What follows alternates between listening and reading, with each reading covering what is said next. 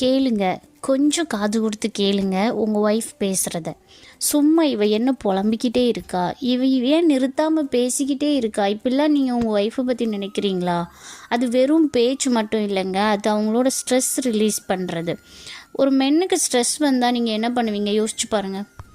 அவங்க கொஞ்சம் அமைதியாக இருப்பாங்க, தனக்குள்ளேயே ப்ராக்ரஸ் பண்ணி அதை சால்வ் பண்ணுவாங்க. ஆனால் ஒரு உமன் வந்து அப்படி இல்லை. அவங்க கொஞ்சம் மனசு விட்டு பேசணும், அவங்க மனசில் இருக்கிறது யாருக்கிட்டையாவது சொல்லணும். அப்போ தான் அவங்களோட அந்த டென்ஷன் வந்து குறையும். இப்படி அவங்க வந்து உங்ககிட்ட பேசும்போது நீங்கள் அதை லிசன் பண்ணுங்கள். நீங்கள் அவங்களுக்கு எதுவுமே காம்ப்ளிமெண்ட் கொடுக்க வேண்டாம், அவங்களுக்கு அட்வைஸ் பண்ண வேண்டாம். நீங்கள் எதுவுமே பண்ணாட்டி கூட நீங்கள் ஜஸ்ட்டு லிசன் பண்ணுங்கள்.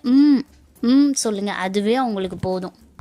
அவங்க உங்ககிட்ட பேசும்போது நீங்கள் அவங்களுக்கு அட்வைஸ் பண்ண வேண்டிய தேவையில்லை, கரெக்ட் பண்ண வேண்டிய தேவையில்லை, கம்பேர் பண்ண வேண்டிய தேவையில்லை. Just listen. Let's her talk, listen with love and will grow with love.